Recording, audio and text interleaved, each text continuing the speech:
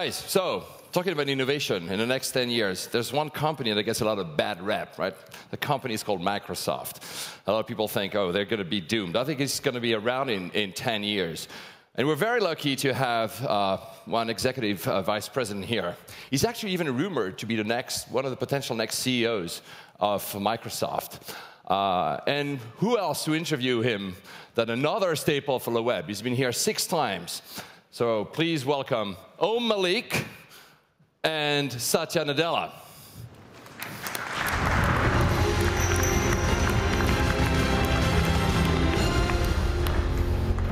Whoa, watch out. I'm so excited to come up there. 6th time. Yeah. Are you not tired of coming? Sorry? Please. And that's your first time, right? Yes, it is. Yeah, so will Microsoft be around in 10 years? Hey, you're taking my questions. I'll let you do your job. For sure. I've shown you my question list. See you later, guys. Thank you. Satya, welcome to Paris. This is, I'm a veteran of LeWeb, so I'm welcoming you on behalf of previous LeWeb attendees. No, it's great to be here. Great to be here. Thanks. So you've enjoyed Paris so far? You know, the one day of meetings that I've had, I've enjoyed it thoroughly. Right.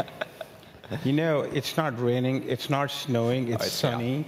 Yeah. It doesn't look like Paris in December. I mean, you can ask anyone in this room and they would agree. So talking about sunny and the future and all the great stuff, let's talk about the next 10 years, that being the theme of LeWeb. What do you think are the next 10 years for a company like Microsoft? I mean, it's always, you know, what's the saying that goes, which is you always tend to underestimate the real future and overestimate the near future. I mean, who knows what's going to really happen in 10 years. But one of the things that's just really exciting to see, I had a chance even to go through the startup pavilion and look at what's happening, and then you try and project forward.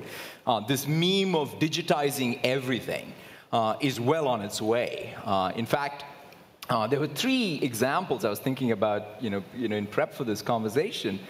Take the oldest of industries, or parts of society, agriculture, right? Good old, I mean, it's like this place is hip, everybody's into quantified self and lots of other interesting things. But agriculture is being revolutionized by this one company in Israel called Acol, where pretty much everything about food production now is digitized.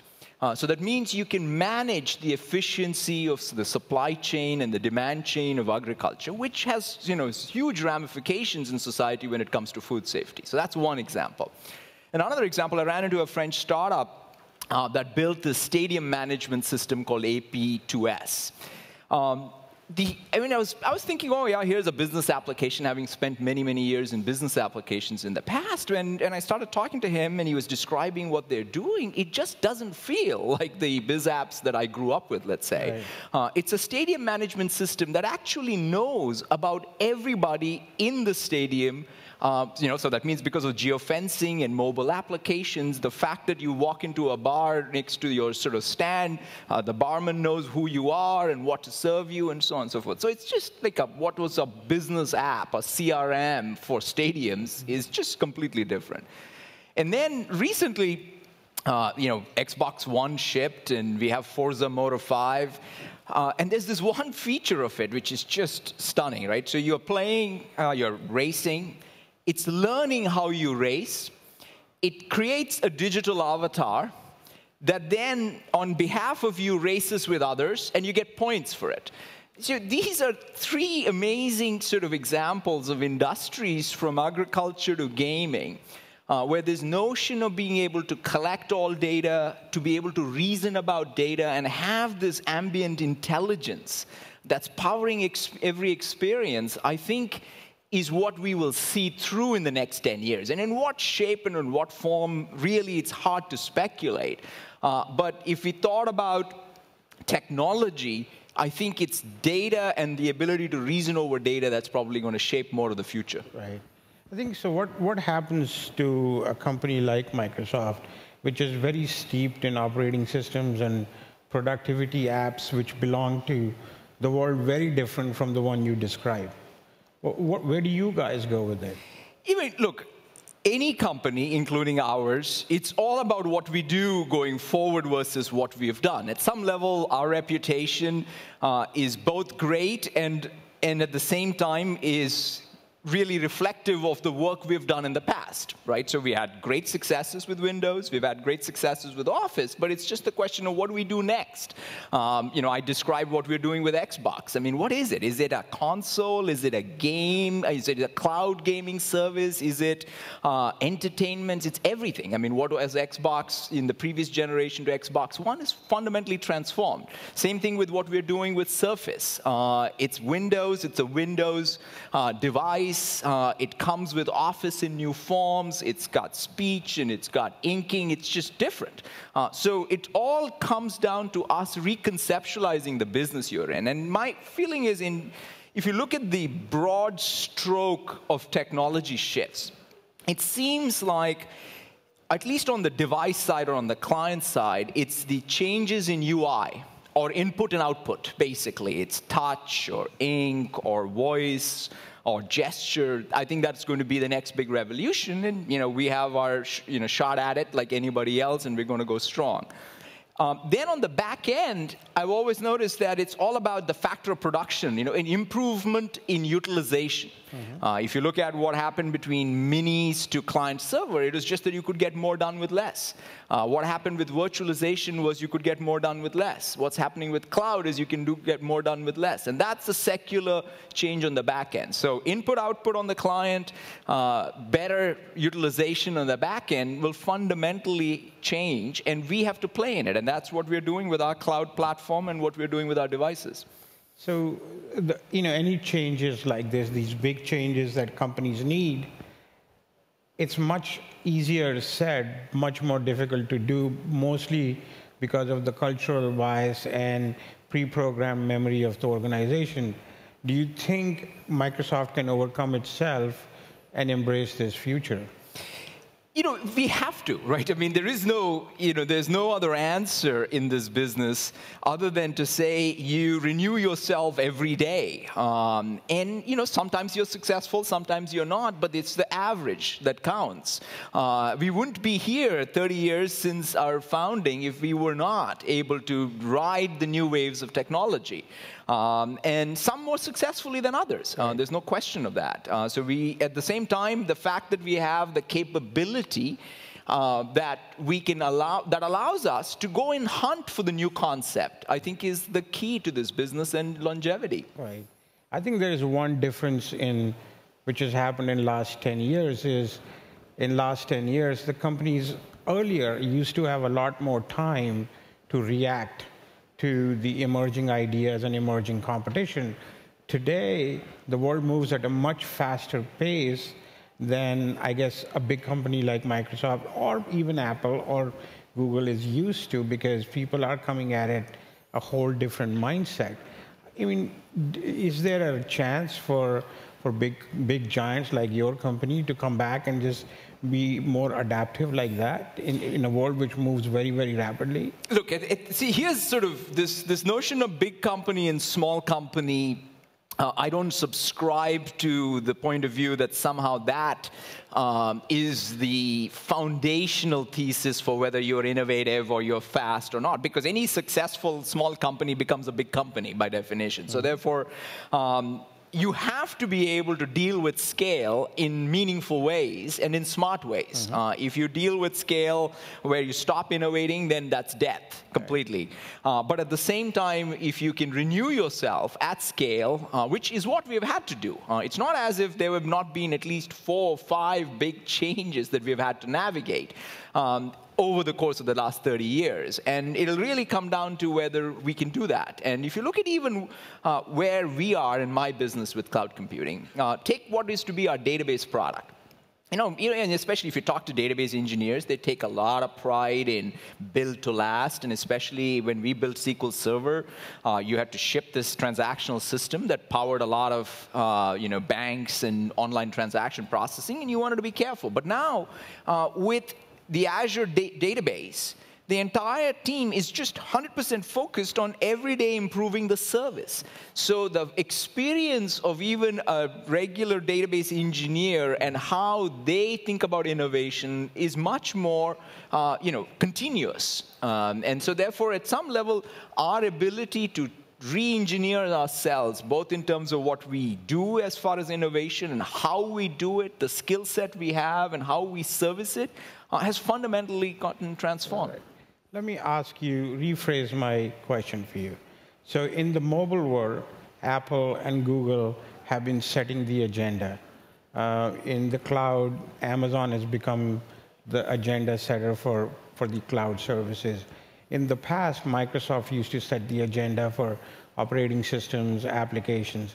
How do you reconcile that when you have these three people who are suddenly doing things and the world is following them versus Microsoft? How does that, is it an advantage for you guys now, or is it a big disadvantage? How do you see it? So let's first start sort of with the cloud, and then we'll come back on the mobile side. The way I frame what needs to happen in the cloud, in order to, especially for enterprise customers or business customers, there are three things that people are looking for, right? One is everything that they do, they want it as a service. And the most ubiquitous application still that people want is everything starting from email to collaboration to communications. And we now have Office 365, which from what I can tell, is still in fact, the most ubiquitous SaaS application in the enterprise today, more so than Salesforce.com. Because think about it, CRM is used by what, 10%, 15% of an organization. Email is used by pretty much everybody. So Office 365 is on a tear for us. It's doing very well. So that's one dimension. Then you got to be able to run a public cloud infrastructure yourself globally. And that's what we do with Windows Azure. And that's growing very well. I would sort of say Amazon and us compete on it, and Amazon definitely had an early start, but I would say we are the guys who are giving them a run. I mean, think about it. None of our traditional competitors that we competed in the previous generation, of VMware or anybody else, is competing with Amazon. We are, and the fact that we made that transition itself just shows you the relevancy. And then the one other thing that we do is we take everything that we are learning and doing underneath our cloud and make it available for others to stand up their cloud. In fact, people ask me this question of, hey, how did your virtualization technology become great? In fact, you see it in our revenue numbers. You see our server business going through double-digit growth. And that's because the server has become better for others to be able to do virtualization and cloud computing because we run it ourselves in terms of our public cloud. And if you broadly define these three things, Google and Amazon will compete with us in a few of these. VMware will compete with us more on the private cloud side. And so I think that we have a pretty broad agenda, and we're innovating on that broad agenda. Okay. How would you rate yourself on a scale of 1 to 10? How would you rate your success so far? And how much work you need to do? Yeah, so this is like you want me to give myself a grade in front of all of these folks, and they'll tell me that, hey, look, it'd be hubris to say that you're anything other than above average, right? Because otherwise, you have to have room for improvement.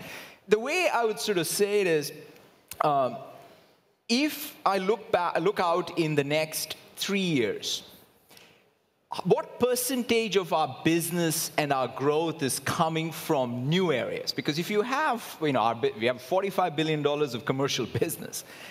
We have emerging cloud business. As I said, Office 365 is $1.5 billion.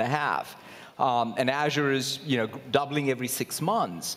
But you have a big compare. Right. So the question is, what percentage of our overall commercial revenue is going to be new? And I think that that's going to be in significant portions. But more importantly, it's a question of whether we can get customers to be able to embrace the new, because that's kind of one of the big challenges. I mean, it was fascinating that yesterday I spent a bunch of time with customers who are in the enterprise, startups, ISVs. It's not just one story, because we sometimes get hijacked, perhaps, by my friends in Silicon Valley talking about just the new. It's about the new plus how do you get what is currently running to the new, and that's going to take time. Right. So, the big change which cloud has brought is more of an economic change in how people buy technology and how people consume technology. It's actually compressing the spend on technology because it is more efficient. And you're beginning to see the impact of that on traditional vendors. You know, guys like Dell and HP are going through a massive shrinking in a way. Because of that, like, I'm not saying just let's talk about Microsoft. When you look out, what does the technology landscape look like? Do you think the giants of today survive the next 10 years? As a percentage of GDP, if you ask the question, is IT spend all up going to increase, decrease, or stay the same? I'm of the belief that it's going to increase, because if you look at this digitization of everything, that means software is eating everything, and to the degree to which that's happening, you have IT really participating in all verticals, in all sizes of business in a much more mainstream way. Take agriculture, and the fact that software is making it more efficient means that there is more spend on technology, and in particular IT, vis-a-vis anything else.